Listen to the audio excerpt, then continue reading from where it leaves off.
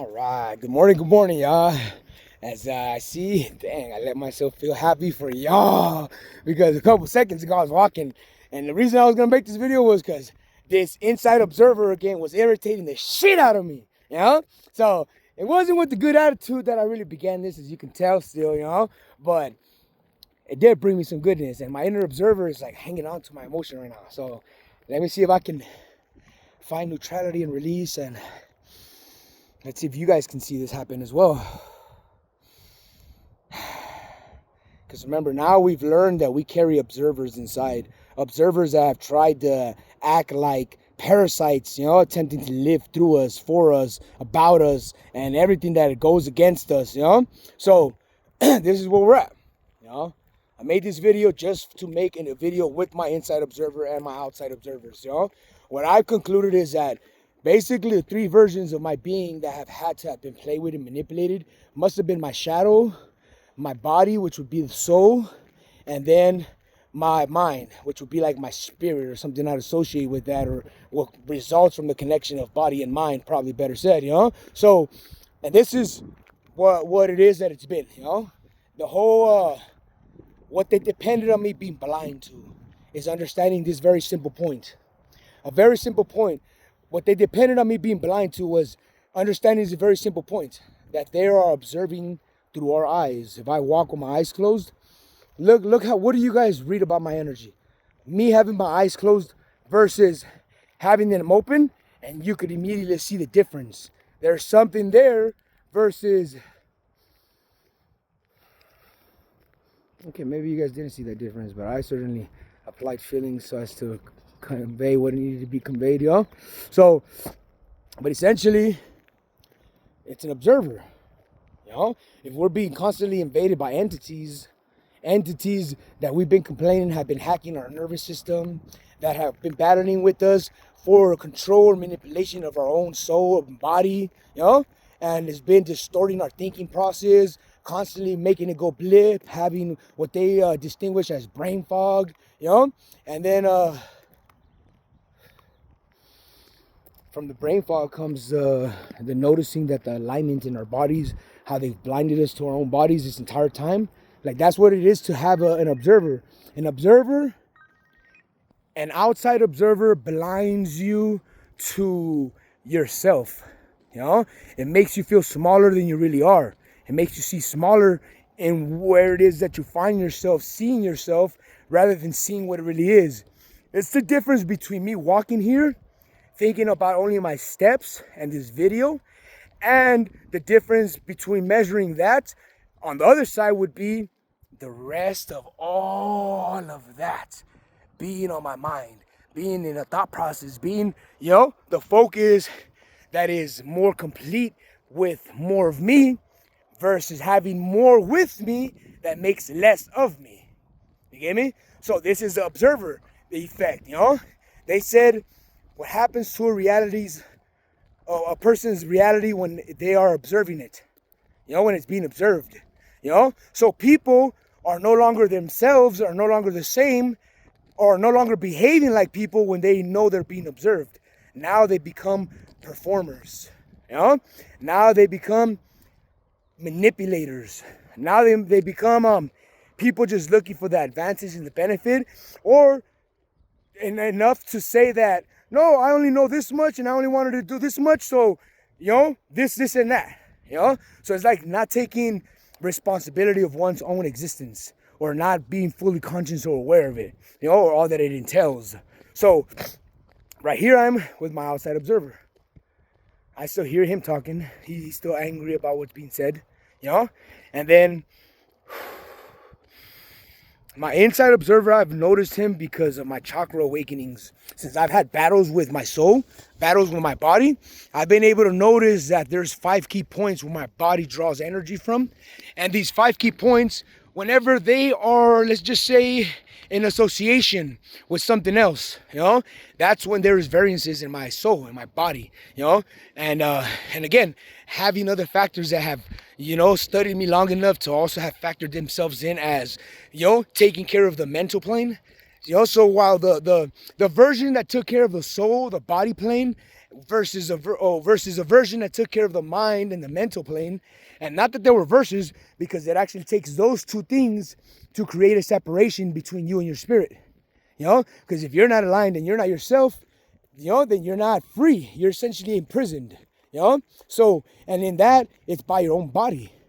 And not your own body, but the lack of your body telling you, something and you not listening. So a lack of communication, better said, between your body and mind.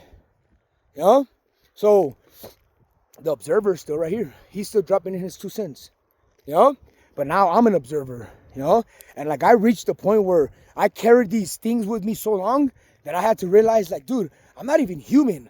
I'm like an angel just observing my life and everybody else's, I shouldn't even be trying to work to be human or sound human, or getting mad at these things for making me feel any less human, Like, I shouldn't even have let that at all anyway. Do anything other than be a blip in the same thing that they, caused me to see the rest of everything else that I've experienced, So, because I haven't really been present. None of us have. If we've had observers that have, like, just like in heaven, decided to cross that boundary and basically, instead of observing and guiding, participating, then, it takes you from being a human being and a soul that's becoming to being a human being with a soul that's became. And then thus that soul that already became starting to live in you. And then you guys start to see how that is in y'all. How we've been all told that life has produced all these people that have been criminally intended or criminally minded, all to basically criminalize your own self and your own perception, as what you could possibly do or be found guilty of doing. And you didn't see it that way. You didn't think about it until it comes knocking on your door. And, you're fresh 18, and now you're going to, to have to surrender certain freedoms of yours and make way for these possessing entities, because now that you've experienced it, seen it that way, acknowledged within yourself, you comprehend this, So that's how come I was able to walk, like, putting up with this, hard-headed, proud, yes, very proud, because it was like, humanity has already done this to me. They already forced me to do this. When I had to surrender my reputation at 18 years old, when I had to walk then with somebody else's reputation at that age, somebody else's, inheritance was basically given to me, and not the way that you guys would like. It was quite the contrary, though. It did bring quite very much so in knowledge and benefit. It just took a lot of work to get it out of it, So essentially, if that's where it began, my first time experiencing something, and it was instilling behavior in me, seeing if I would accept it as my own, or as if I would say, no, that's not me, and that's not who I'm gonna be, and so I'm gonna do things differently. And like, for me, the first time I went through that process, it went to the point that I got my record expunged. I achieved that phenomenal, and having told myself, no, that will not be me. But then, life happens.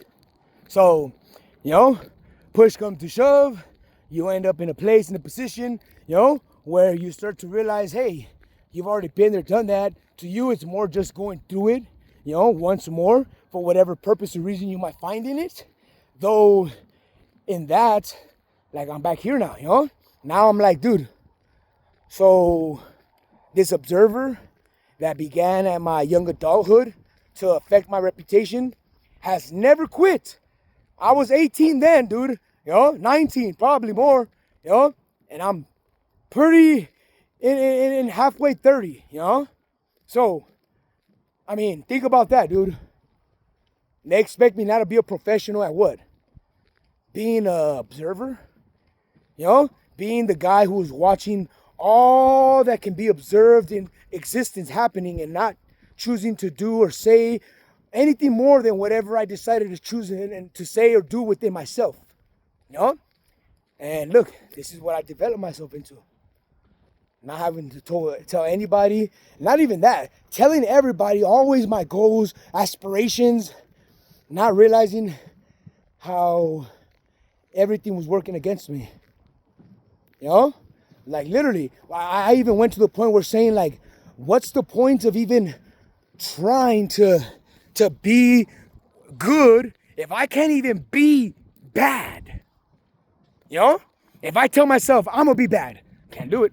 So if I tell myself I'm gonna be good, can't do it. So what's the whole point of like manipulating my existence with these two ideas of good and bad? You know? It was just to bring me to see this part of myself. Observing, now aware of my presence, you know? How I should like throw myself in the air and let myself free fall to release any spirits in my body. So that means when I jump in there, I don't carry my tension, I don't hold my tension, I feel like a freaking fish flying through air, loose, you know? And then my body feels a little less tense. And then that's when you can measure what chakra points of yours are being manipulated, because you'll feel immediately where there is that variance of your self-measure. Yeah? So again, Mr. Outside Observer, I mean, I've been dumped so much trauma from this world that I had no association, no need to know, no need to see, no need to hear. Most of us did it just by entertaining ourselves, not realizing what we were doing. You know? So it brought me all these load of things that people call problems, while they turned me into a problem solver. And then, you know, everybody got credited, got a pat in the back, and this is where we're at.